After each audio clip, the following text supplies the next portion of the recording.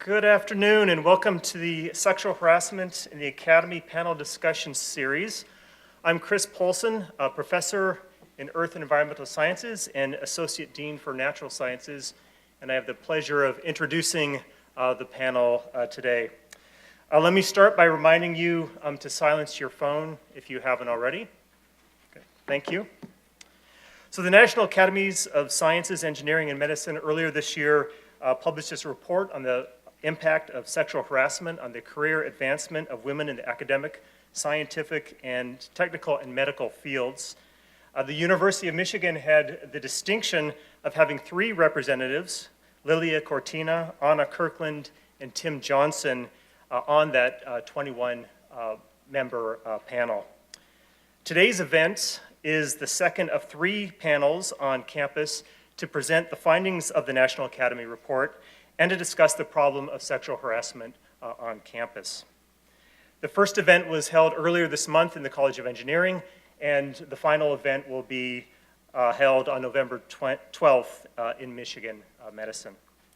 All 3 events are sponsored by the Institute for Research on Women and Gender in collaboration with the Office of Research, Advance, College of Engineering, College of Literature, Arts, and Science and the Arts, and Michigan Medicine's Office for Health, Equity, and Inclusion. So today's event will begin with an overview of the National Academy report, followed by comments from our 4 panelists, who I'll introduce in a moment, and then a question and answer session. At the conclusion of this event, there will be a reception in Assembly Hall. So let me introduce our moderators and panelists. Lilia Cortina will present the findings of the report. Lilia is a professor of psychology, women's studies, and management organization. She's the associate director of Advance, and she was a member of the National Academy's committee.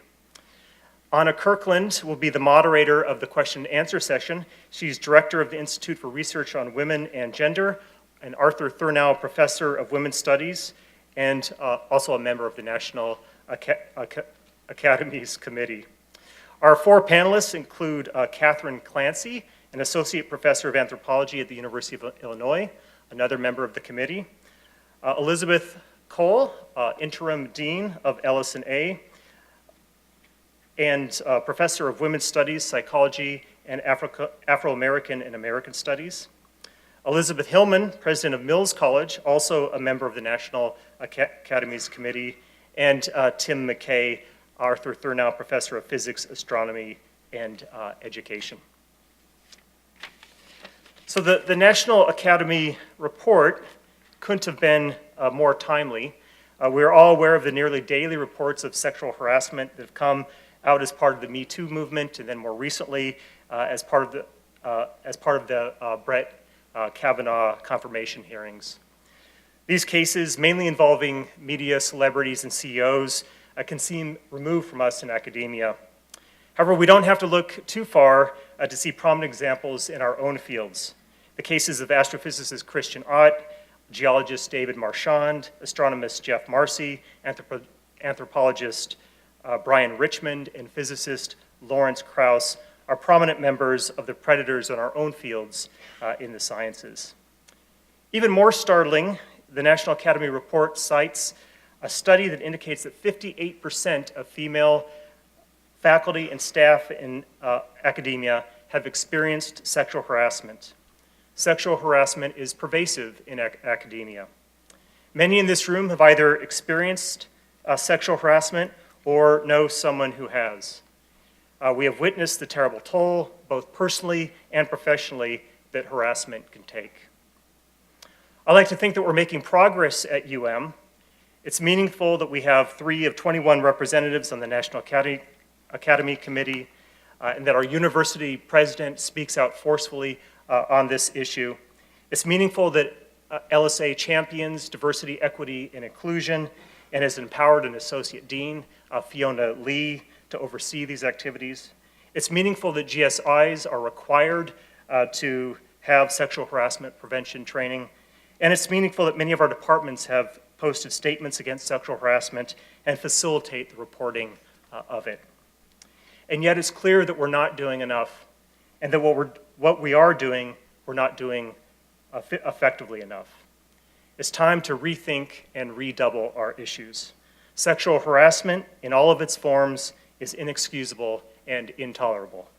This afternoon, we'll hear from Lilia Cortina and the panel recommendations for preventing sexual harassment in academia. I look forward to working with you all in the coming months to act on these recommendations. So with that, I will invite Lilia.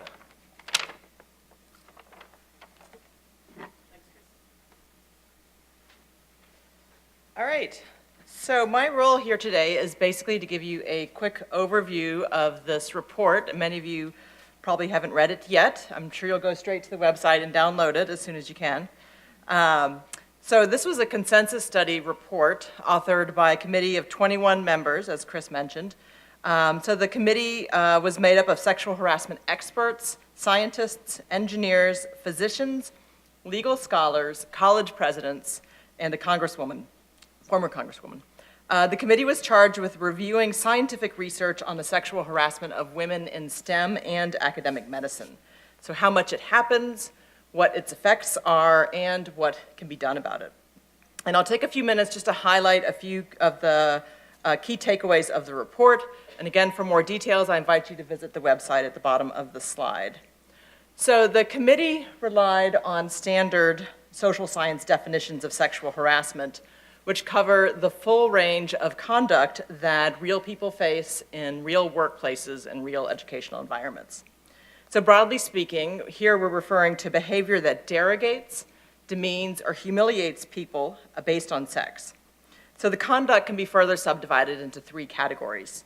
The first is sexual coercion, and this refers to implicit or explicit attempts to make the conditions of employment contingent upon sexual cooperation. So this is the sort of prototypical sleep with me or you're fired situation. It's often the first situation that comes to people's minds when they hear the term sexual harassment, but it's actually the rarest form that the behavior takes. Related to sexual coercion is unwanted sexual attention. And this is exactly what it sounds like. Unwanted touching, hugging, stroking, repeated requests for dates or sexual behavior despite discouragement. And this form of sexual harassment can and sometimes does include sexual assault. But most sexual harassment falls into the third category of gender harassment. And this refers to conduct that conveys hostility, exclusion, or second-class status about women. So comments, for example, that denigrate them as dumb blondes who can't cut it in engineering, dumb sluts who don't belong in surgery, dumb cunts who are taking jobs away from better qualified men. And if you find it upsetting to hear language like that in an academic setting, imagine how it feels coming from a coworker, a supervisor, a student. So gender harassment is not about sex. It's not about sexual conquest. Instead, it's about contempt, plain and simple. All three forms of sexual harassment can be illegal, but in many cases, the formal law wouldn't cover the conduct that's nonetheless damaging to women. And it's likely that the legal environment surrounding Title IX might shift yet again as the DeVos administration issues new rules. And of course, we must comply with the law. But the law in this area should be regarded as a floor rather than a ceiling. So we have to figure out as a campus community how to combat all the forms of sexual harassment, including those not reached by the formal law. So you can think of the different forms of sexual harassment as a sort of iceberg. So unwanted sexual attention, sexual coercion, and sexual assault are at the very top. So those are the behaviors that break through to public view, that make it into the news, that are widely recognized as impermissible sexual harassment. Those are also the behaviors that tend to be the focus of institutional policies, procedures, trainings. But the research record is clear. More often than not, sexual harassment is a put-down, not a come-on. So the bulk of the iceberg is actually gender harassment. That's the conduct that demeans and derogates and humiliates people based on gender. So the gender harassing conduct is submerged in this image because many people don't realize that gender harassment is a form of sexual harassment. So our committee reviewed the evidence and found that even when sexual harassment entails nothing but sexist insult, without any unwanted sexual pursuit, it takes a toll on victims. In fact, frequent and pervasive gender harassment does the same professional damage as isolated instances of sexual coercion. We further found that sexual harassment in the academy is alarmingly common. So to illustrate, here are some of the incidence rates that Chris mentioned in his remarks. These are rates of women's experiences of sexually harassing conduct at a large public university in the Midwest, not Michigan, but one a lot like Michigan. So you can see here that 37% of the faculty, of the female faculty and staff, reported no harassment in the past 2 years. So that's the white slice of the pie to the left. But 63% had encountered at least one variant of sexually harassing conduct. So that's more than 6 in 10 female faculty and staff. Most of those experienced some kind of gender harassment. So the gender harassing experiences are represented here in the different shades of blue. And then 4% of these situations also included some form of sexual coercion. Likewise, we found through analyses of survey data that 20 to 50% of students are sexually harassed by their faculty or staff members.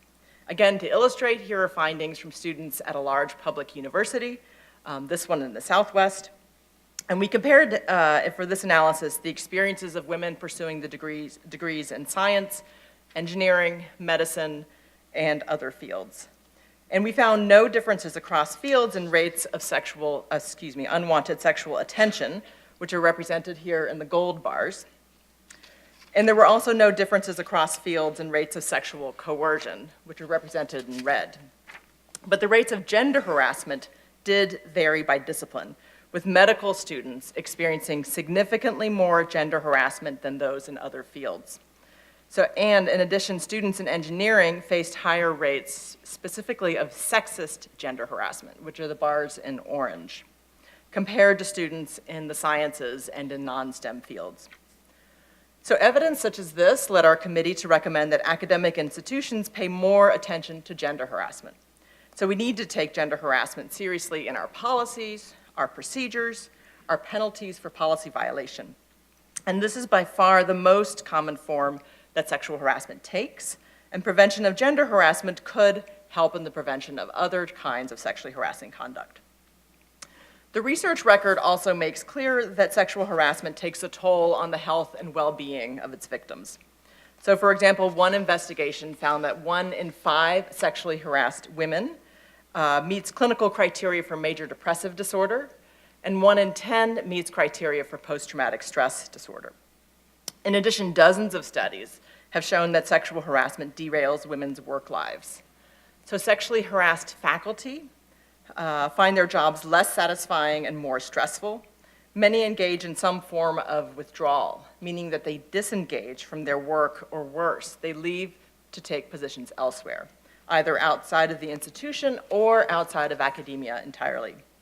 And the picture looks just as bleak for women students who encounter sexual harassment. Their paths through college veer off as they take various measures to avoid sexist conduct and unwanted sexual pursuit. We also found that one need not be directly targeted with sexual harassment to feel its effects, because the circle of harm extends to both witnesses and work groups. So in other words, when women are sexually harassed, women leave. Their coworkers leave. Even the men leave. They don't stick around to watch their valued colleagues be demeaned and disparaged, and they certainly don't want to become the next target. So all employees and all students, regardless of gender, suffer from spending time in sexist or degrading or misogynistic environments. So the bottom line is that cumulative effect of sexual harassment is a significant and costly loss of talent. And this is true in every academic field. We're talking more today about science, engineering, and medicine, but this is true outside of those fields as well. So our committee also recognized that sexual harassment is a complex phenomenon, intersecting with racism, homophobia, transphobia, and other discriminatory mindsets. For example, women of color often encounter a double whammy of discrimination rooted in both gender and ethnic prejudice. Likewise, LGBT women frequently face harassment based on gender and sex and sexuality.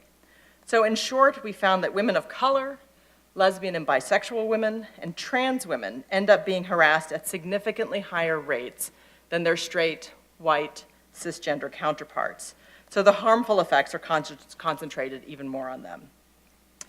So given the costs that come with sexual harassment, we need to figure out how to prevent it.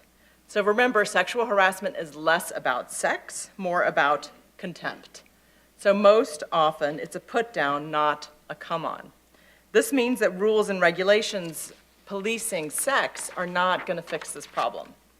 In fact, our committee found very little evidence that interventions that are now commonplace in academia have actually had much effect in terms of reducing sexually harassing conduct. So typical policies assume that victims will report sexual harassment formally and promptly without fear of retaliation. But we found from the research record that these assumptions simply don't hold up to the reality of how most victims respond. So for many reasons, very few people, female or male, ever report the sexual harassment they face. So we need to think outside the box if we want to move the needle on this problem. Need to look beyond legalistic policies and trainings focused mostly on reporting and focused mostly on sexually threatening acts of abuse. Those acts simply don't happen without a firm foundation of disrespect and derision and devaluation of women. So we need to overhaul the institutional cultures and the climates that enable that disrespect to thrive.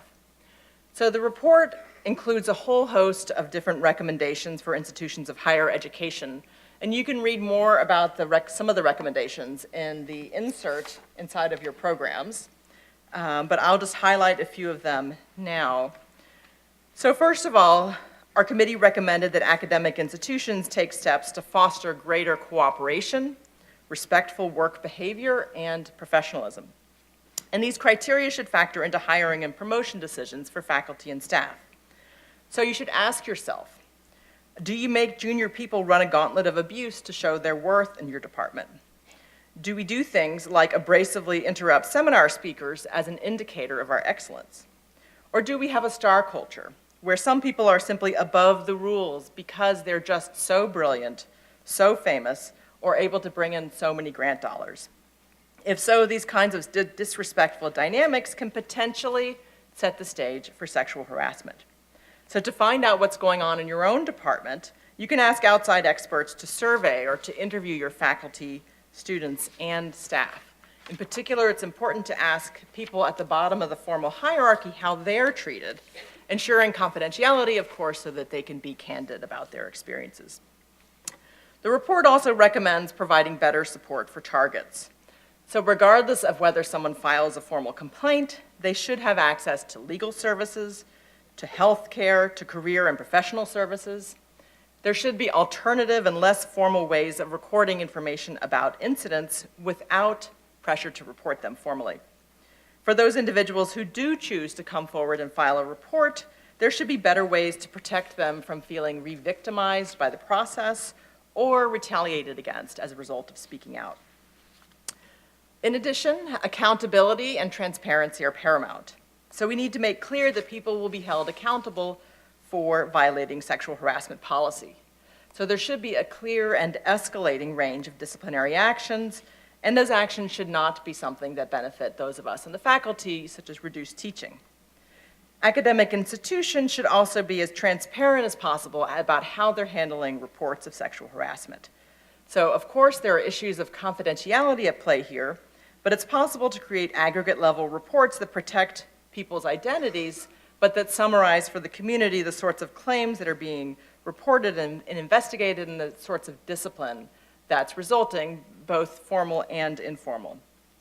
And finally, our committee recommends that academic training models move away from long-standing traditions of hierarchy and dependency between faculty and trainees. So we found good examples of this at some universities, which are starting to use structures such as mentoring networks or committee-based advising models or departmental funding models, rather than having grad students and postdocs entirely dependent on individual faculty for their funding and their success. So to bring life to some of these recommendations, the National Academies of Sciences, Engineering, and Medicine created a short 2-minute video, which I'll play now. And the video is available on the National Academy's website and on YouTube if you're interested in screening it later. As a country, we have woken up to the ways women's lives are impacted by sexual harassment.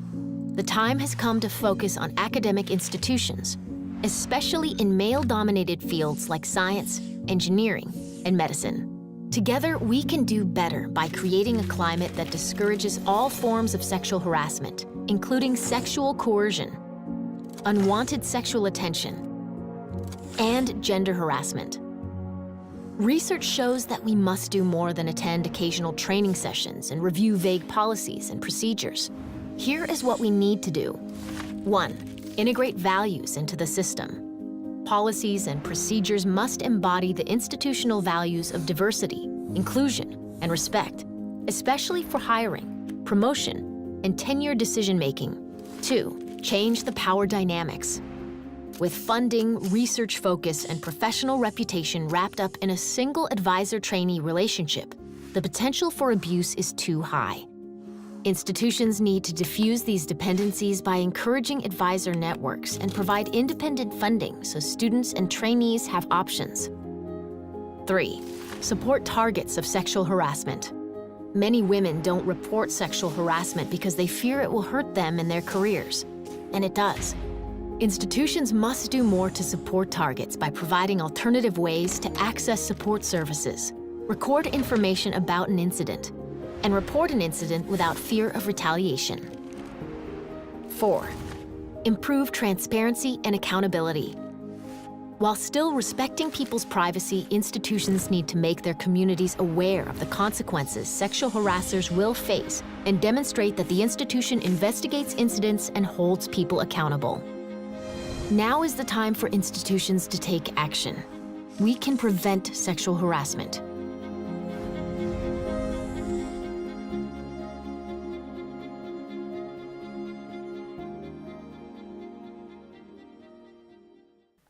At this point, I'm going to invite our panelists up to the table here, and each of them are going to share a few remarks, and then there's going to be plenty of time for Q&A. We're recording the session, so we ask that if you'd like to pose your question, to ask it at one of the mic stands, but there are also blank note cards going around. You're welcome to jot your, Heidi has some up there.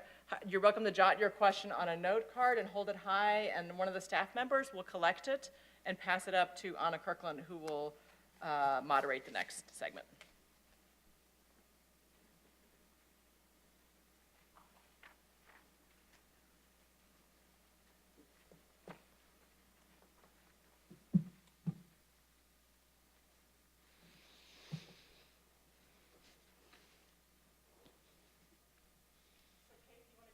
Okay.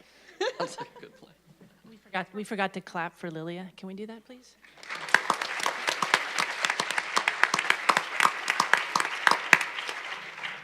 Do I give my remarks from here or there? Here? I'm just going to do it here. Hi. As Dr. Cortina said, I'm one of the report co-authors and committee members, along with Dr. Hillman, President Hillman here. And I just wanted to briefly say, so I'm an anthropologist who's been studying science, climates, and sexual harassment for the last 6 years. I'm also the lead author of the SAFE study, that's the Survey of Academic Field Experiences on the field sciences, and I've also done research on the experiences of women of color in astronomy and planetary science.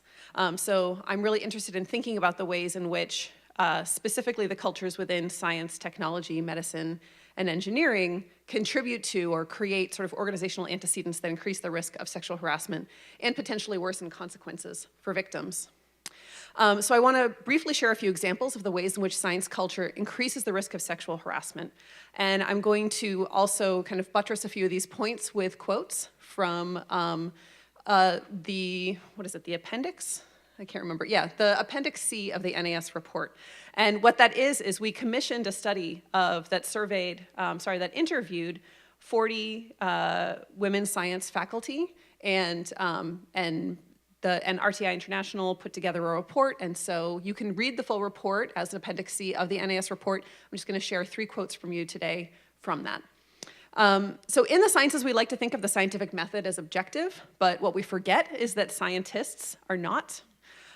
We also don't spend a lot of time doing a really good job defining what it means to be a good scientist, so we end up using shorthand that overvalues traits that are gendered masculine and ends up creating a real contempt for women. So examples of this are competition, aggression, one-upsmanship. I've also seen this in my work through a number of macho behaviors that take place at scientific field sites, like testing behaviors to see if you can handle the physical rigors of the field, which, as far as I've seen so far, says absolutely nothing about how good your mind is at doing science. So I want to share one quote as an example. So this quote says, "I would tell friends outside this profession who would be like, 'Are you kidding me? What?' But the people who work for this institution were like, 'Can't you just suck it up? This is not going to go well for you if you report. You don't want to make a fuss.' I knew they were right, but at the same time, I really was like, this is just too much. I shouldn't have to be preparing to get raped when I go into work." This is a woman who is trying to sort of decide at what point she feels safe. One, she doesn't feel safe at work, but the other issue here is that she also feels like her scientific cred is being questioned, right? Because she has to suck it up. She has to be strong enough to handle these experiences. Because in the sciences, we sometimes hold beliefs that the data is more important than the people collecting it, we also allow derisive, cruel, and abusive behavior to persist so long as we feel a scientist is, quote, producing. So here's another example. I think also sometimes people are blinded by good signs and shiny personalities, because those things tend to go hand in hand. You don't want to think that this person who's doing incredible work and getting all of these grants is also someone who's created a negative environment for others. I've seen this over and over again. Finally, I want to remind the audience that sexual harassment has real consequences. We don't just go home and drink hot cocoa to deal with our feelings or sleep off all of the contemptuous behaviors that we are encountering at work every day. They change our relationship to our science and our career aspirations. So as this one respondent shared, prior to the harassing event, I had hoped to be a #1 scientist and go for a tenure professor position or main research scientist, whereas now that is not in my scope. So I feel like I have focused to more menial roles, perhaps staying as assistant research scientist as I've been doing, and now not stretching for anything greater. So you can see, again, this harassing experience directly corresponded to her making different decisions about what she wanted to do with her career as a scientist. So we need to ask ourselves if the way we conduct our science is actually leading to the best science, or if we had ended up with impoverished disciplines and less interesting science because of the ways we've enabled bad behavior.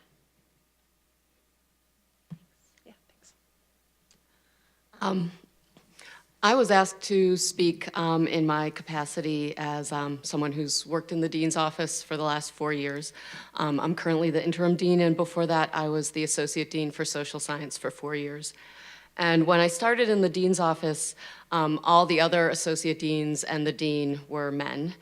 And one of the other ADs asked me what had motivated me to take this position and what were my priorities for things I wanted to work on while I was there.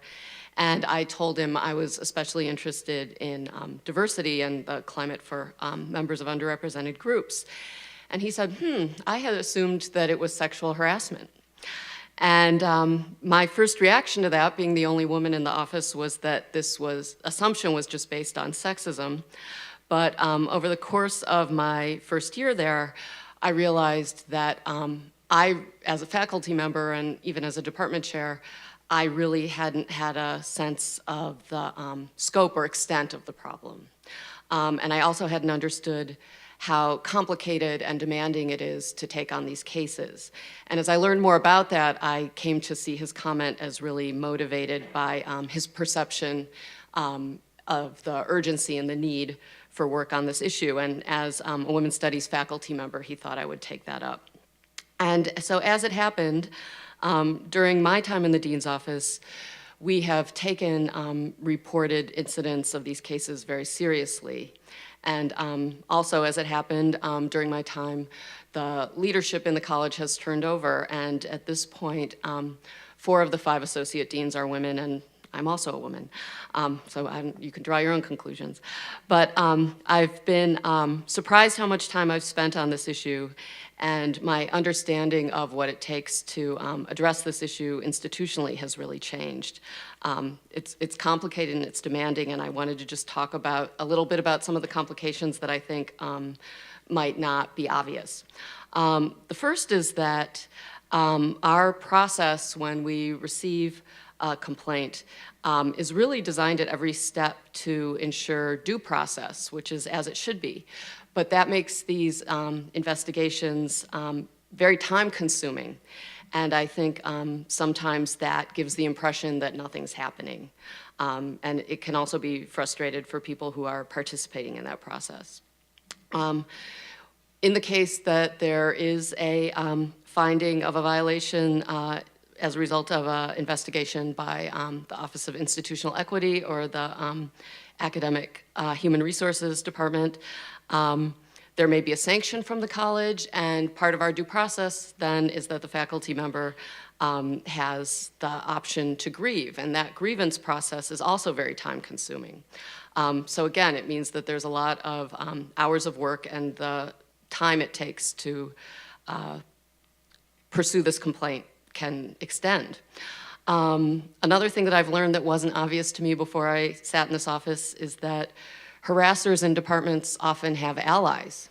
And so you might think as you enter this kind of role that fighting this will be seen as the good fight, but it's often controversial within the department. By the same token, we have clear policies against retaliation, and part of our process when we begin an investigation is to notify the faculty member that we don't tolerate it and we take it seriously, and I have seen us enforce those policies. But those who've experienced harassment and are contemplating reporting it still reasonably, I think, fear retaliation because it can take many forms. Another thing that makes this very complicated and somewhat opaque is that these are personnel matters and therefore they're confidential. And Lilia talked about the importance of institutions aggregating results of investigations in order to share them, but for people involved in an investigation, they very much want to know what the progress and the outcome is, and we often can't share that. Sometimes in these cases, we choose to make a settlement. I think in the past, I might have thought that that was an unsatisfactory conclusion, but it's a conclusion that is sort of airtight legally. We know there won't be subsequent litigation. But often those settlements come with non-disclosure agreements. So even a process that ends in sanctions for the harasser can be experienced as unsatisfactory for the person or the people who reported. And then finally, as Lilia mentioned, but I've seen this firsthand as well, throughout this process that I'm describing, there are often serious consequences for the morale and climate in the unit, and obviously also for the victims. So by far, it's better to prevent these behaviors. And I think the university is taking affirmative steps in that direction. We're enhancing our training. I think a lot of the efforts we've been pursuing through our DEI plan have to do with climate, trying to create a climate of respect. But I also think that that is a very, that's a process of change that's going to take time, and we are committed to it, but it's not a quick fix. So thank you.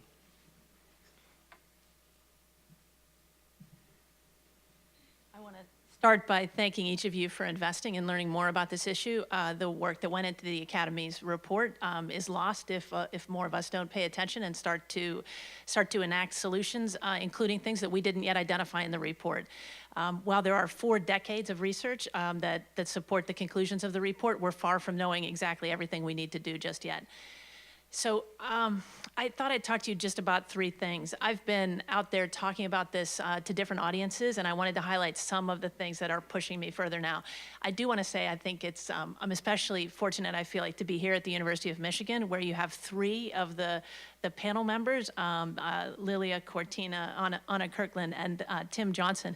That's as many as anybody, any other institution, except for my Northern California colleagues at the University of California, Berkeley, who also had 3 people actually on the group. And I want to thank Anna, too, and Heidi for setting up this event and making it possible. I thought I'd talk about betrayal. and tech and collaboration. So first, betrayal.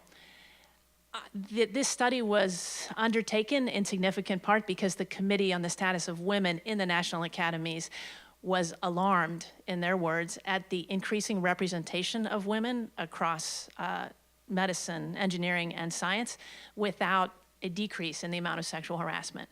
So if you need another reason to think we need to focus on this now, it's that we have been recruiting persons to join us in these fields without actually reducing the sexual harassment that's been happening, which means actually we've been contributing to more in the aggregate sexual harassment and the other types of harassment that are included in this too. The different groups that Lilia mentioned that are affected at different rates in this do really matter. I don't think we fully understand the way racial harassment, ethnic harassment, sexual orientation, gender expression, gender identity, all those pieces play into this as well. That betrayal is something we should fix. We're part of these institutions that are continuing to perpetuate this, and it's time that we stop that. It does not work to simply add more women or other underrepresented group and expect that things will improve. That's absolutely not the case. Second, tech. You know, tech crosses all these fields as we talk about this. I'm from Northern California. Tech certainly dominates our culture in certain ways. I thought I'd talk to you about how I think some outside of academic institutions are not helping us with this. And you know, we haven't increased the numbers of women in particular in tech at all. In fact, the number of women in color in tech is going down. In the last 10 years, it's gone from 7%. Women of color, about 16% of the population. It was about 7% of women in tech jobs, the jobs that are defined as such. Now it's down to 4%. It's a 40% decline over just 10 years. And if we continue in that direction, we're going the wrong way in terms of representation. So the tech companies that are out there, you would think they would be investing in pipelines that make a difference here. Well, 30 tech companies decided to take a study. They commissioned McKinsey & Company to do a study. They issued a report a month or so ago. They looked at corporate philanthropy in 2017. Those companies, those 30 companies, contributed $500 million to philanthropic efforts in 2017. 5% went to initiatives that would increase the number of women in tech. 0.1% went to programs that would increase the number of women of color in tech. So if this is a priority for the tech community, for the tech industry, we need to see a shift in how they're spending money too, as well as how we're changing the climate and the organizational structures that actually are enabling our institutions to continue these practices. And the last thing I'd close is just, there's a hopeful end to this report, as the video that Lilia showed you suggests. I also think that the importance of collaboration in securing our future and in improving the science and the opportunities that we're building for our communities through that science, I think it all tilts towards doing the very kinds of things that this report recommends. So if you're not convinced that we've betrayed people by bringing them into these fields without fixing this problem, if you're not convinced that we really do need to diversify in places like tech, I do think you have to be convinced that collaboration matters in producing good science and moving everyone forward. And here's an example. In talking about this to scientists, I'm sure I'll misstate this, but LIGO, the Laser Interferometer Gravitational Wave Observatory, you can't come up with a more collaborative effort than that. That was the effort over 40 years of about 1,000 scientists. 1,000 scientists over 40 years actually building in an iterative fashion a means of detecting gravitational waves that resulted in the Nobel Prize. The Nobel Prize for 3 men who won that award, who said as they received it that it should have gone to the 1,000 scientists that actually worked on that. We need to change not only our structures here in institutions, but our prize award structures. The Nobel Committee won't give an award to more than 3 persons. That's their rule.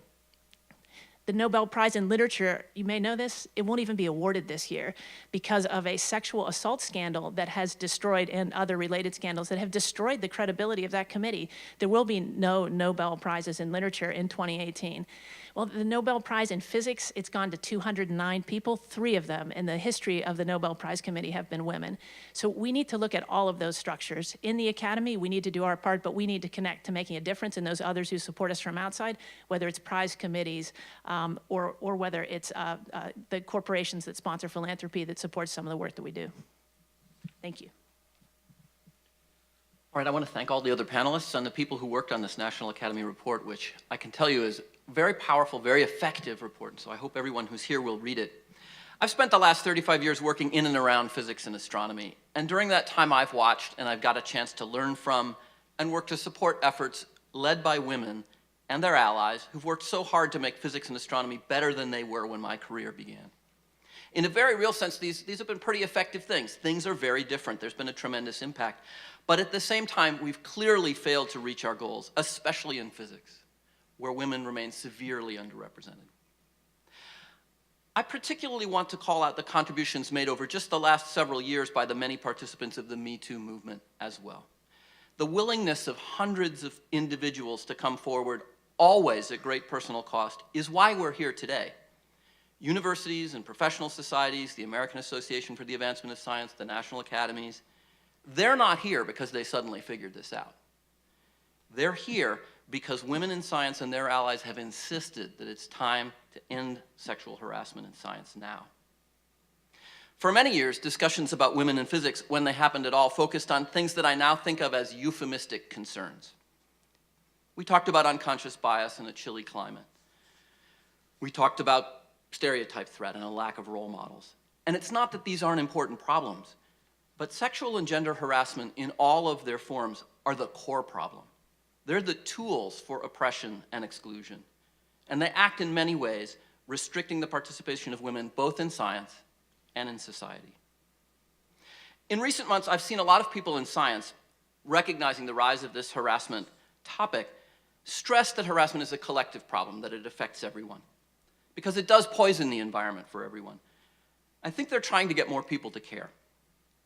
But I want to return the focus to the specific targets of harassment and illustrate this with a few incidents that I've either seen or learned from women that I've worked closely with. When I was a PhD student, I was silent witness to what I would call public gender harassment that drove one of the two women in my entering class to abandon her graduate studies almost immediately. As an assistant professor, I worked with a large team of people to build new telescopes. And I have to say, observatories are the field stations for cosmology, beautiful places where scientists work together in communal isolation. An observatory can be paradise, right? It's a dream to get your chance to work in an observatory. One of the members of our team decided that the mere presence of a young woman on the team gave him the right to repeatedly proposition her. What he did at that time was bad enough to have him quietly banned from the observatory for a year, but it was also bad enough to have her leave astronomy forever. As a faculty member, I've learned from students how continuous the drumbeat of this harassment can be, with much of the harm coming from their peers. In our physics department, we run a help room where we hire senior physics majors to tutor younger physics students. These senior physics majors paid by the department to tutor are told by first-year engineering students how it's sad that women try to study science. In research labs, I've watched female students rearrange their schedules to avoid isolation or problematic contacts with fellow students. I've watched decades of female students listen to their community discuss the physics GRE. People will say things like, yeah, they're probably biased and interpreting them is really complicated, but they're still an important tool in selecting the best students for our field. About a decade ago, I really reached the end of my rope on this when I watched a star student, one of my favorite students, herself a powerful advocate for women in science, head off to graduate school with all the enthusiasm of forming an academic life. She returned really broken, set back several years at least by the kind of harassment that the Me Too movement ends to aim. At the same time, we were having a site visit for our department from the Committee on the Status of Women in Physics, and they helped us recognize that we were really still at the very start of making physics an acceptable place. It made it clear that it was time to start doing more. And I think it's time for everyone in the scientific community to go well beyond compliance with the recommendations of this report. I think the recommendations are excellent. We need to do things like affirmatively create diverse and inclusive environments. Not imagine that if we just take away the barriers, everything will be fine. We need to press our funders and professional organizations to go further. I think it's time for funders and professional organizations to recognize that sexual harassment is scientific misconduct that needs to suffer the same kinds of penalties that scientific misconduct does today. And I think the time to do these things is now. Thank you.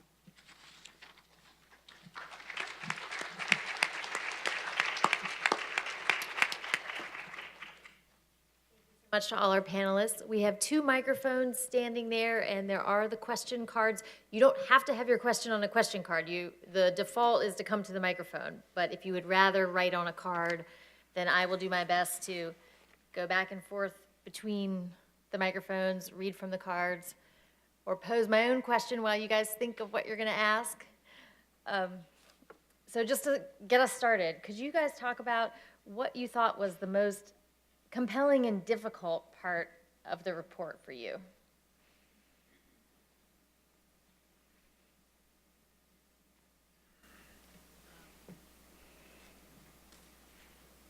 I think that seeing the pain of the people who experienced this reflected, especially in the qualitative appendix that Kate referenced, which is the interviews that were commissioned by the study committee to get a sense of what was happening right now. It was women who had experienced sexual harassment, who were in the sciences, had experienced sexual harassment within the last 5 years. And the stories were just grueling to read, and it's very difficult to reckon with that kind of harm happening. I think that survivors always have the they have the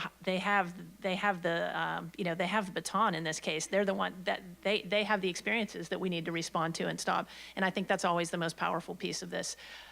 So not all the stories are punishing, though. I mean, there's one that I started to retell, which is about a biology professor in a lab who worked in a lab that was run by a man who repeatedly claimed credit for hiring a lot of women. And he said over and over again, I've hired all these women. Look at all these women I've hired. I've sent so many women into biology. I really have an extraordinary record hiring women. And she finally turned to him at one point and said, do you want a cookie for that? And it reflects the harm, I think, actually, of some of the comments you wouldn't say are reportable in some way, but that attitude that women were only there because of his great beneficence, that they actually, they deserved to be there only because he decided to let them into his lab, and that somehow he got credit for having them there. It just created a narrative that women don't belong unless they pass his test. And that sort of constant, you don't belong, or you're only here because of my generosity, that's a problem, and that was hard to read too. If I can add one thing, there's one way where there's one element of the study that I didn't really realize was compelling until I started doing so many of these rollout events. And because I've been doing this work specifically in the sciences for a number of years, I give a lot of talks in the sciences on this topic. And the thing that I've been really overwhelmed by is, one of our main findings that Dr. Cortina talked about of the fact that most sexual harassment is in fact gender harassment. When you really lay out those data and you really take the time to show the ways in which gender harassment really stems from a contempt for women, and that misogyny, when that is allowed to underlie so much of the scientific enterprise, that causes really significant harm to people of all genders in the sciences. And the number of women and men who've actually come up to me after these talks and said, until you gave this talk, I didn't have a name for what I was going through. And that to me is a really important thing, is that if we can start to help people name their experiences and understand that what's happening to them is wrong and is not something they're just supposed to be enduring, then maybe we can start to develop better community responses. When I read the report and the summary highlights, one of the things I was struck by is the recommendations to bring about change are, they're really clear, but it's hard to think about how these will get implemented. So what are your thoughts on how institutions are either ones that are doing this well, how are they implementing these recommendations? And if we haven't seen that yet, how do you recommend that institutions go about, creating this culture change to make these changes? That's the $20,000 question. I mean, that's the big question. The reason I think that there are not more precise implementation mechanisms in the report is because of our doubt that a universal approach to institutional change would work across the many different types of institutions. But our hope was that it would trigger, setting out these guideposts would trigger the kinds of conversations that would make it possible to craft institutional methods that would change the culture in these ways. You know, part of this, it needs to be interactive. You know, we need to engage people in conversation. We need to have feedback loops, and we need to study what's happening and return to that. And without those feedback loops that would be involved in crafting an implementation plan, we, picking up a checklist and taking it to a department chair or a dean is just not going to work. We need to have people talking about this and deciding on how to approach it. So I think that our hope was that first, we would start to push past the legal compliance barriers to self-understanding that have prevented us from knowing more. And just to be clear about that, I'm a college president. It's important that I protect my college from legal vulnerability. Legal vulnerability means not having claims against our college for, wrongful behavior by the institution or by individuals. Those are conflicts of interest in managing sexual harassment claims and adjudication and investigations and all the things that you heard about. It's very important that we actually set a different bar there so that we have to know what's going on in our institutions. Not that we can claim as an affirmative defense, I had no idea that this was happening. I mean, this report says, you know it's happening. I mean, it's happening in all the places that we've studied. So you no longer have that tool in your toolkit to defend against liability. And there's no point in continuing to take steps that we know have not worked in the past and in fact have been counterproductive. So I hope what will happen in terms of implementation will be a commitment to the values that are set out at the top, and then also a self-study, a review, so we get a better understanding of what's happening at our institutions, and then a set of concrete steps that can move forward. So one example maybe of a concrete step that I love in the report is the idea of rethinking the way we fund people, right? In the field of astronomy and astrophysics, for quite a while now, there have been a series of directly funded postdoctoral fellowships that allow young scientists to receive directly the funding that enables them to go and do the work they want to do where they want to do it. NSF graduate fellowships play a little bit of this role as well. So the idea that funding agencies and organizations might find ways to fund young scientists that give them more freedom from the kind of hierarchical system that they're often stuck in now. There certainly can be steps forward there. How far they'll get is a mystery, but I think it would be great to see that happen. I'll just throw in another answer. We had been talking about this on a conference call, and we learned that UC Davis has a policy now where when they're recruiting senior faculty, who of course have privacy rights to keep their records private, but the individual faculty member being recruited can waive that right so that his record of possible past sexual harassment could be opened. And they now will not hire anyone on a lateral, recruit a big name person unless they waive that to look into that. So, there are some of those, if enough institutions started doing that, and there was an expectation that one couldn't keep these silent and move from place to place, because that is a problem we identified, that people can easily get another job and keep everything confidential, and then what do we do, and how do we respond to that? You can have high-level legal change, or you could ask people to waive that, or they don't get the job, which is a pretty dramatic thing, but other universities are doing things like that.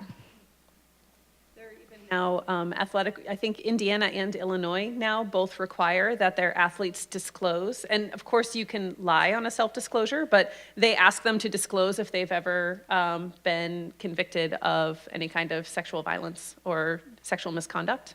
And I know now there are a few organizations that now they ask for self-disclosure if someone's being nominated for an award.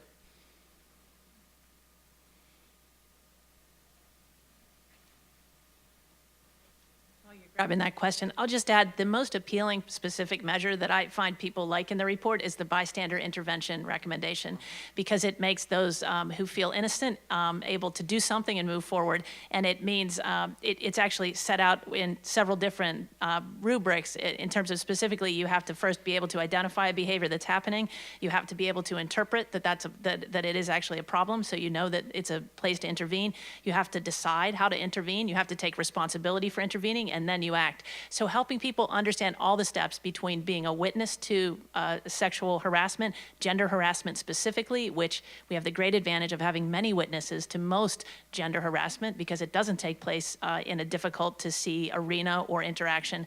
Then people feel more empowered and more able to move forward. So broader training in things like bystander intervention or nonviolent communication would be helpful in building the schools within a community to fight this. getting a lot of great questions here, and I'm going to pose the ones that have the best handwriting. So, I'll pose a couple, and then folks can respond in different ways because we got getting a large number. How can we improve the fieldwork environment, especially where it has a casual and alcoholic component? Because the person points out this obviously leads to issues, but people value the close ties and fun with colleagues. This is a big question, I think. And also, another person asks, what options is LSA considering for creating less formal anonymous reporting mechanisms other than the OIE currently provides? And then another one that we've touched on a little bit is, given that personality is such an elusive concept, how do you recommend that we screen our faculty and staff for qualities that will support our culture of respect outside of what is already being done? And I interpret this to mean, how would we actually implement the tenure and promotion recommendation where we would actually hold people accountable under those processes, which are now supposed to be just about scholarly merit in the case of faculty. So there's 3 options if anyone would like to respond to those. If I can start with the first question about the field sciences, because I actually think it can be broadened to think about the ways in which we interrogate the cultural practices of any of our disciplines. I mean, certainly there are ways in which field sites, especially remote ones, including observatories, feel like very specific spaces, but that's because of the ways in which people allow themselves to behave in ways that they know are not really professional. So one of the quotes actually that came up again and again and again in the SAFE study when we conducted 26 interviews with people who were field scientists was the quote, "What happens in the field stays in the field." A number of people independently either shared that as something that they implicitly were made to feel in the field or something they were actually told when they arrived. So if we actually start interrogating the cultural practices, I think it's a little easier for us to say, okay, what are some of the things that seem to lead to increases in bad behavior? Well, if certain bad actors are emboldened by late night alcohol-fueled parties, that doesn't mean that alcohol per se or late nights per se are what do it, but if that's something that's emboldening a bad actor, maybe it means thinking about, are there other ways in which we could have fun? Are there other practices? And also, crazy idea, could someone maybe talk to that bad actor? I mean, one of the things, and I think this gets back to Dr. Hillman's point about bystander intervention, when we start to get more comfortable actually engaging with each other when we see things happen that are wrong, it makes it a lot easier for us to foster a more positive climate, which gets me to the one last point I wanted to make about this, which is that if you actually do a better job setting expectations for positive behaviors, it makes it a lot easier to make it clear what's also not acceptable. So one of the things that I do in my lab every year when we do our safety trainings, I also do research on hormones and biomarkers. I have a BL2 lab. So we do things like, hey, if blood's on the floor, you have to use bleach or ethanol, or I don't even know anymore because my students do that part of the training. I do the interpersonal part because I always forget if it's bleach or ethanol. So the part that, but the thing that we do is we have conversations around, well, what do we actually value in our lab? So we speak from our values and we generate a list of what our values are. And then we say, what are the behaviors that actually match those values that we would find appropriate in our lab? And that's how we build our code of conduct. That's how we generate the scenarios that we do for our bystander trainings that we do in our lab every single year. So those are the kinds of things that people can do at a field site or a field station or an observatory or a lab or a department, right? Is to start from the values, let those motivate the behaviors, and then use that to figure out what the positive behaviors are, and then whether there are structures in place at that organization that are making it hard to actually do the positive behaviors. So that's why the late nights might be a problem, or they might not, depending on the setting.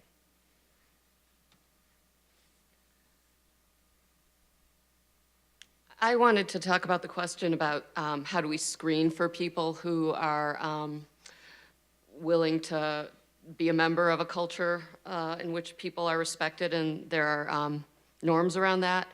I want to take the question on a little differently. I think Lilia alluded to this in her talk as well. I think one problem we sometimes see is norms within disciplines that someone's science is kind of the be-all, end-all of how we make personnel selections. And the idea that someone's willingness to participate in that kind of culture is not even sort of on the table when we're considering job candidates. So one thing I think we need to do is shift the conversation so that that is something that we're thinking about. I mean, I can think of particular searches where it was known that someone, the problem wasn't that we needed an instrument to screen that about the person. This was known as part of the selection process, and the quality of the person's work overrode that. So we need, I don't think it's that the problem is that we can't know in advance who is not interested in being respectful. I think it's that we don't know what role to have that play in our consideration of candidates. Relatedly, I think we need to make our expectations for participation in our communities explicit, and that might serve kind of a screening function of who would like to come and work here. And I think it also makes it easier to address these behaviors when they happen. Yeah, I don't think it's a question of screening. It's that we as a community have to decide that this is a way that it's a norm we expect people to live up to, and it's something we're going to take into consideration when we decide who can join our community. I think the emergence of more statements from professional organizations and departments and schools about a list of values that really have been collectively decided upon. You know, the APS just put out a new statement today that goes well beyond what it used to be, because it used to be there was a statement at the top about faking your data and about plagiarism, and then it would stop, right? So the statement, just having a statement like that, I think can play a very powerful role in helping to reshape the nature of the culture. What are the expectations? For a long time, expertise in science has been based on an enormous number of unstated norms, right, of unspoken rules. And just putting out the rules we really all want to have helps prevent people from writing their own.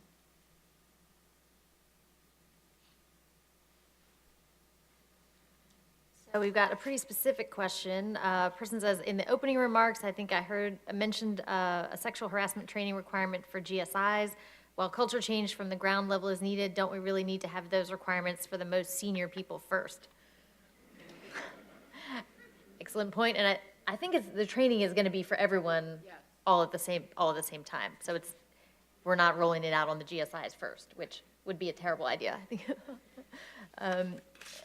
And so here's a question. The group and questions and discussion so far is focused on men being the person who's doing the harassing. What about women harassing other women and gender harassment from people other than men? I mean, it certainly happens. Generally speaking, the majority of perpetrators are men. Generally speaking, the majority of victims are women. But I do think it's important to broaden our perspective on that and make sure that we're paying attention to the different ways in which harassment can manifest, depending on the positionality of the target and the perpetrator, not just around gender and variation in gender, but sexuality and race. The charge of the committee that prepared the report was to focus on women in science, in the sciences, engineering, and medicine. And so we did stay there. I mean, Mills College, where I am, is historically a women's college, is now for women, self-identified and gender non-binary students at the undergrad level, and all genders at the graduate level. I think that pushing on our understanding of gender is important on this, as well as the particular gender identification of the persons who are targets and who perpetrate acts like this. And I think that our students are often far ahead of us in understanding some of these complexities, and we need to listen to them and respect them. Had we been at Mills, we would have introduced our pronouns before as we introduced ourselves here, because there's increasing attention to being aware of those differences among us.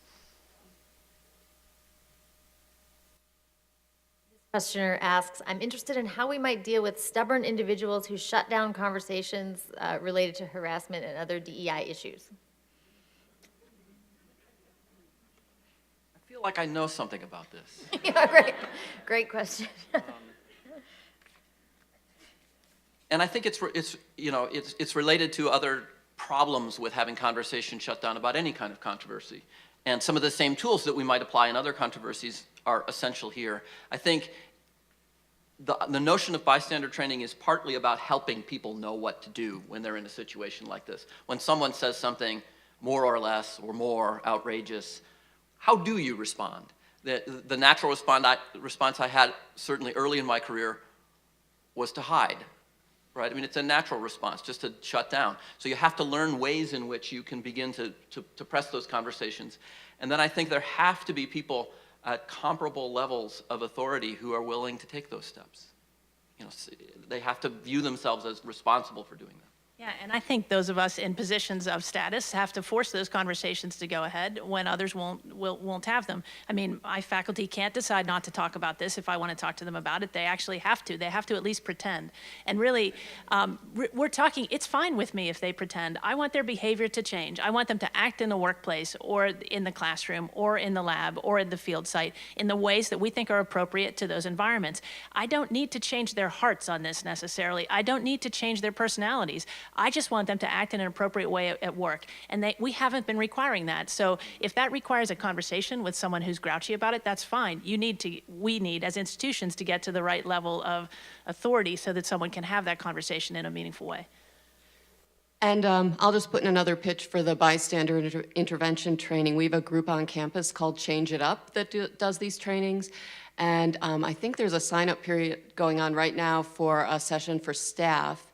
And because I think academic administrators often don't have in their background how do you pursue a conversation or deal with someone who's trying to shut down a difficult conversation, we're going to be offering that training as part of our standard training for chairs and directors in December.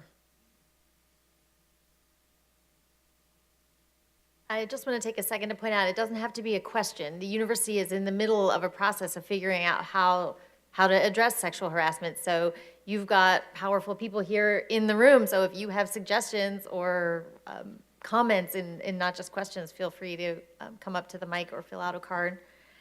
I think we didn't really consider the question about getting less formal mechanisms.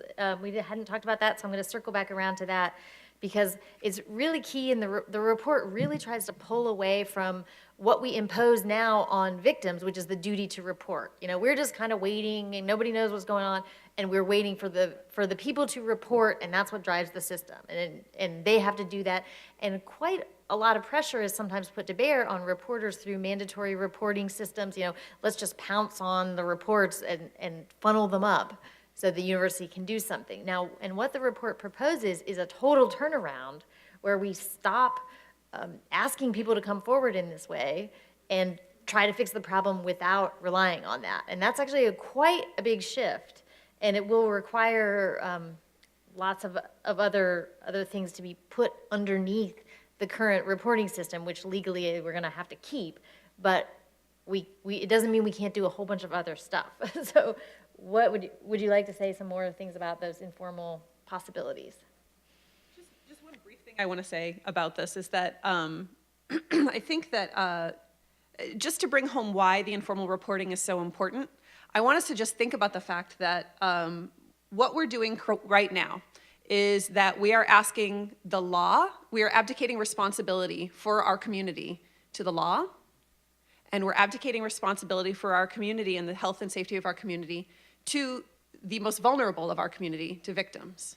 But we're never, almost never, actually taking that responsibility ourselves.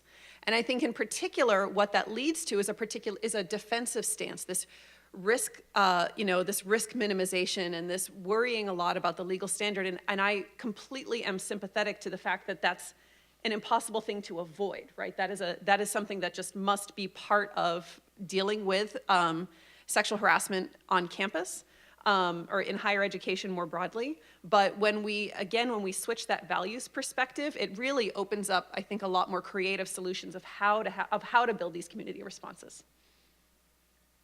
I know we have a representative here from OIE. Would you feel comfortable talking about what you do when someone would like to report something but maybe doesn't want to go on the record? Sure. Am I okay without a microphone? It's recorded, yeah.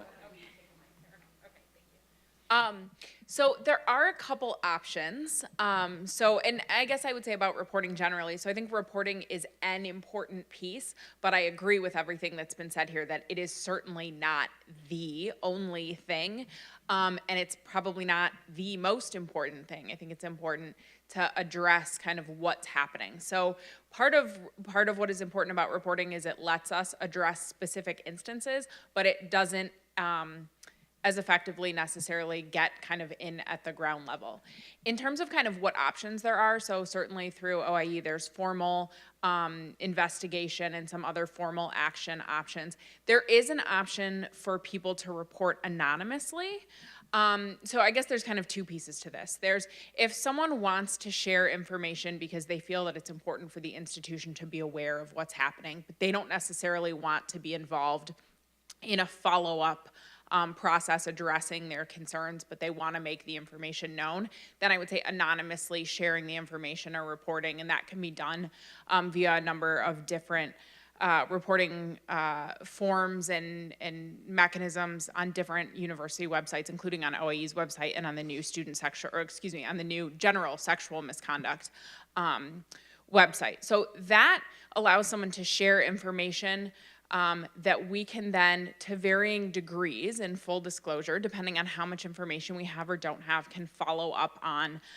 That can be very useful in terms of identifying, is there a particular area of campus where there's action that can be taken, where we can maybe get creative with the amount of information that we may have from that report or other reports to take some action with respect to a particular individual or an area on campus where there might be some interventions that could be possible. So that's one thing. That's useful if someone wants to put the institution on notice or make us aware of a situation, doesn't want to be involved in follow-up. And of course, based on the amount of information we have, what's possible from there might be limited. Depending on the nature of that information.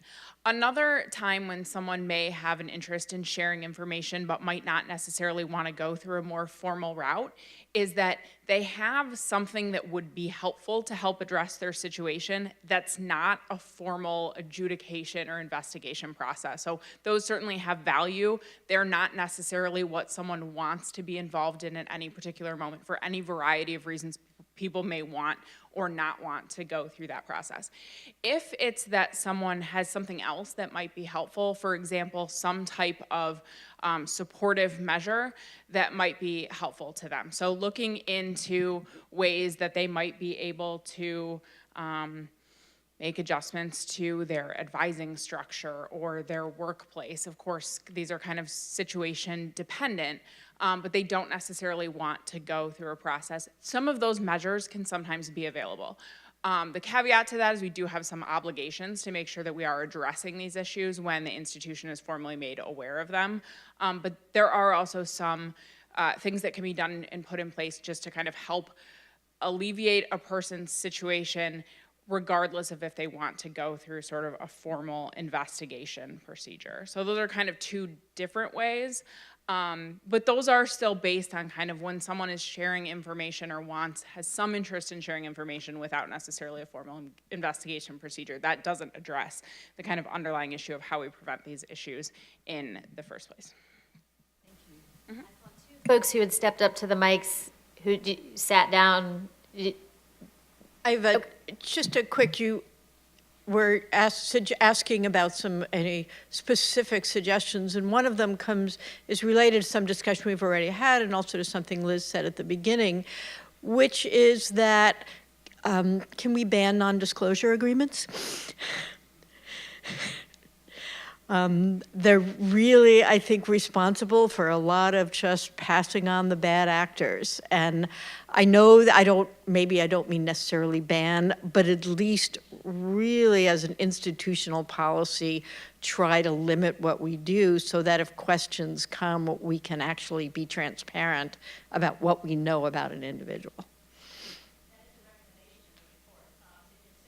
Confidentiality of settlement agreements, but the legal workaround that Anna mentioned is actually, even in the existence of a non-disclosure agreement, if a party decides to waive their right, and in fact, that's a post-settlement arrangement that could actually help even as those are preserved moving forward, those NDAs. So there are possible fixes to this that we could work on. But you're right. I mean, that's definitely a challenge.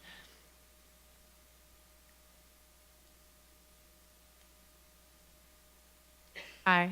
So I I was thinking about one of the other questions that was asked that had built into it a question about promotion and tenure.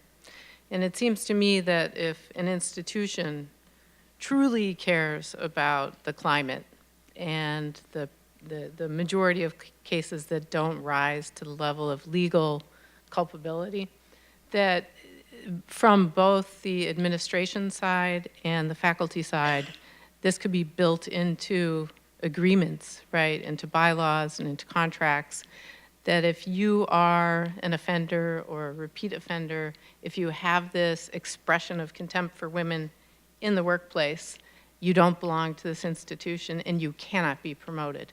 You know, so instead of just having service and teaching and research, add that on. And that would actually make a really powerful statement to the members of a community that this does matter beyond a political conversation, right? That we're actually going to step up to the plate. So that's just what I wanted to say. I think faculty would take that seriously.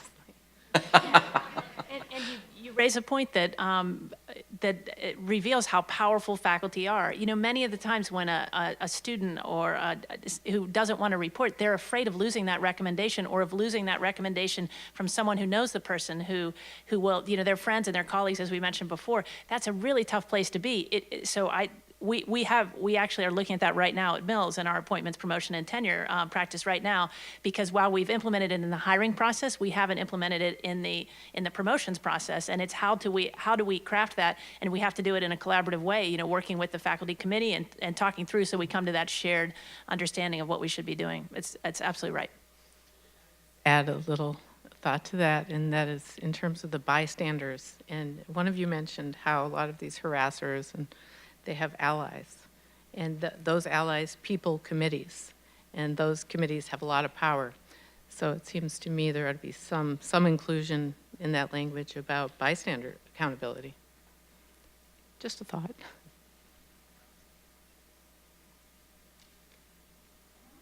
That's really powerful about the report and the remarks that you've made here today is that you've looked at how a lot of the different institutional mechanisms that support science fit together and how they all share some of these same values, which press in the direction of permitting gender harassment and other kinds of sexual harassment to continue. And it's really interesting to see the way that they all fit together, but it's also kind of intimidating when you think about trying to change them because there are so many things that need to be changed. And so kind of in counterpoint to the last question, I want to suggest that one place to start our focus is with graduate students.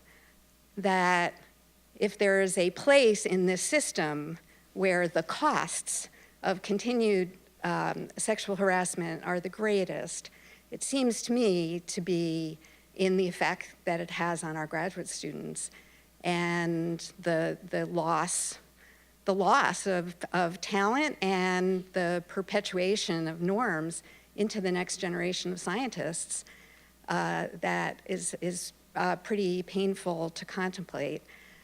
The one recommendation that seemed pretty focused on graduate students, well, I guess there were two. One was the idea about collective mentoring, which I agree is a really important one, and the possibility of changing the funding mechanism so that people aren't so dependent on a single PI for their entire professional future. But I wonder if there are other ways of empowering graduate students to understand that they don't have to accept the kind of gender harassment that is currently common in some fields from their faculty advisors, but also importantly from other graduate students. And we don't necessarily have employment relationships with graduate students. They are not principally our employees, they are our students. And I would really love to see us think about and hear your ideas about what are the mechanisms that we could be thinking about that would really help to put this in a prominent place in our own institutional commitment. Got 6 minutes left, and I think to get the last question, I'll have our last questioner, and then the panel can respond to both questions, and then we'll wrap up. My specific question is the largest funder of scientific research in the United States is the National Institutes of Health. And in fact, they create the power asymmetry problem, because in my 40 years in science, it's gone from research was funded by individuals, like we're talking about as the model, to almost all funding of students and postdocs where they're vulnerable is through individual grants. And so the question is anybody at the NIH actually listening to this report? Because they're the ones that have the power to very rapidly make a very powerful change in the environment. All the other things, a lot of things we have to do are changing people's hearts, and that's hard. But changing the funding mechanism isn't hard, it just takes the will. 4 minutes left. Let's just hear from the panelists on anything you would like to wrap up with in these two questions. Two quick things, just to refer back to the point I was making earlier about community responses. I never think it makes sense to put the burden of the work on victims. At the same time, I do think that there are frequently vulnerable communities that are looking for ways. I think it's often very empowering for communities that are vulnerable to work together for change. And I'm pretty sure that I know that the previous question talked about graduate students as though they are just students, but they are actually also employees, and you guys have a union, don't you? Yes? Yeah, you have a union. Who were some of the first organizations to create grievance procedures and some of the first organizations to actually address sexual harassment? Unions. So if you want to see more change on this campus in your next contract cycle, maybe you should be thinking about one of the planks of your platform to be dealing with issues of sexual harassment. And you could broaden it, right? You could think about not just sexual harassment, racial harassment, but you could think about the conditions of your work in other ways. And I'm saying that as someone who is a former labor organizer, so I always make sure to talk about unions. But I just think it's important for us to understand you don't have to just throw up your hands and say, well, the power structures need to change. There are things that you could start to do because you yourself are part of a power structure. On the NIH, they're one of the funding sponsors of the study, so I'll just tell you who those are. So NSF is the primary funder of the study, but the Burroughs Wellcome Fund, Howard Hughes Medical Institute, Henry Luce Foundation, NASA, NIH, NIST, and NOAA are the funders of the study, so they are hearing it. I don't know that that really answers your question as to whether they're changing funding on it, but they're in the room, and the steps that we didn't talk about that here, but the response to the report. It's a huge response that it's been downloaded. They're tracking downloads all around the world. At the this is obviously not a problem only here in the United States. It's a problem elsewhere. We need the federal agencies to step up, and there are specific targeted recommendations for federal agencies themselves, but others are interested in it too. At this international research conference at Davis that I was at that brought back this recommendation about non-disclosure agreements and having prospective faculty waive those, there was somebody from the Pan-African research organization that funded fellows across Africa for Africans to do science in Africa for Africans, and he put up the distribution of fellows. So many of the fellows are from countries that only grant them to men, and the overall distribution was 87% men and 13% women, and he said these are for the best and the brightest in Africa. And good for him for putting up those numbers and reckoning with what this means. Actually, it's an important step forward, but the funding needs to change dramatically, and I agree that that's actually the fastest way in the research allocation part of this process to make real cultural change.